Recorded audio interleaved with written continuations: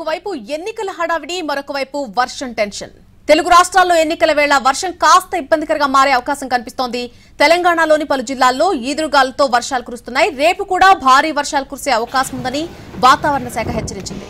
ఎండల తీవ్రత కారణంగా ఎన్నికల సమయాన్ని గంటల పాటు పెంచింది ఈసీ. అయితే ఇప్పుడు వర్షం ముప్పు కూడా పొంచి ఉంది. హైదరాబాద్ లో మరి కాసేపట్లో భారీ వర్షం కురుస్తుందని వాతావరణ శాఖ ఇప్పటికే హెచ్చరికలు జారీ చేసింది. దీంతో జీహెచ్ఎంసీ అధికారులు అలర్ట్ అయ్యారు. ప్రజలు జాగ్రత్తగా ఉండాలని సూచిస్తున్నారు. జీహెచ్ఎంసీ పరిధిలోని ప్రజలకు టోల్ ఫ్రీ నెంబర్లు కూడా అందుబాటులో ఉంచడం జరిగింది. అవసరమైతే తప్ప బయటకు రావద్దని సూచిస్తున్నారు అధికారులు. తెలంగాణలో ఇప్పటికే పలు చోట్ల గాలివాన బీభత్సం సృష్టిస్తోంది. సంగారెడ్డి, మెదక్, ఆసిఫాబాద్ తో పాటు పలు జిల్లాల్లో ఉరుములు మెరుపులతో కూడినటువంటి వర్షం పడింది. గాలివానకు ఎన్నికల ఏర్పాట్ల కోసం వేసినటువంటి టెంట్లన్నీ కూలిపోయాయి. సిబ్బంది కూడా తీవ్ర అవస్థలు పడుతున్నారు. ఆసిఫాబాద్ లో గాలివాన కురిసింది. భారీ వర్షానికి ఎన్నికల ఏర్పాట్లకు తీవ్ర ఆటంకం కలిగింది.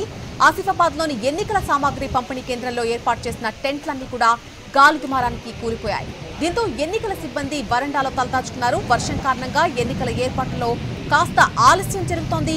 ఇబ్బంది కూడా ఎక్కువగానే ఉంది. అటు సిబ్బంది కూడా ఇబ్బందులు పడుతున్నారు. మంచిర్యాల జిల్లా బెల్లంపల్లిలో చూస్తే వర్ష బీభత్సం కొనసాగుతోంది. గాలి దుమారానికి తిలక్ స్టేడియంలో ఎన్నికల సామాగ్రి పంపిణీ కేంద్రంలో టెంట్లు కూలిపోయాయి. దీంతో ఎన్నికల సిబ్బంది భయపడిపోయారు. బయటకు పరిగెత్తుకుంటూ వచ్చారు. ఇక ఆదిలాబాద్ జిల్లాలో పలు మండలాల్లో వర్షం కురుస్తుంది. జైనాథ్, బేల మండలాల్లో గాలివాన బీభత్సం క్రియేట్ చేసింది. బేల మండలం సిరిసిల్లలో వడగళ్లు కూడా పడ్డాయి. జైనాథ్ మండలం గిమ్మలో పిడుగుపడి 5గురు గాయపడగా వారిని రిమ్స్ హాస్పిటల్ కు తరలించారు. ఆసుపత్రిలో చికిత్స పొందుతూ ఒకరు చనిపోయారు. కామారెడ్డిలో భారీ వర్షం కురిసింది. ప్రభుత్వ డిగ్రీ కాలేజ్ ప్రాంగణంలో ఎన్నికల ఏర్పాట్లకు ఆటంకం కలిగింది. జహీరాబాద్ పార్లమెంట్ ఎన్నికల కోసం వీవీప్యాడ్, ఈవీఎంలు తరలించే సమయంలో ఉరుములు మెరుపులతో వర్షం కురిసింది.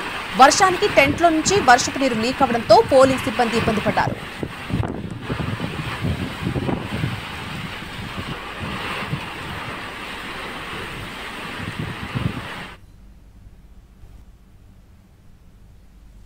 అలాగే ఆదిలాబాద్, మెదక్, సంగారెడ్డితో పాటు పలు జిల్లాల్లో భారీ వర్షాలపై సీఎం రేవంత్ రెడ్డి ఆరా తీశారు. గాలివాన, పిడుగుల ధాటికి జరిగినటువంటి నష్టంపై సీఎం రేవంత్ రెడ్డి ఆరా తీశారు.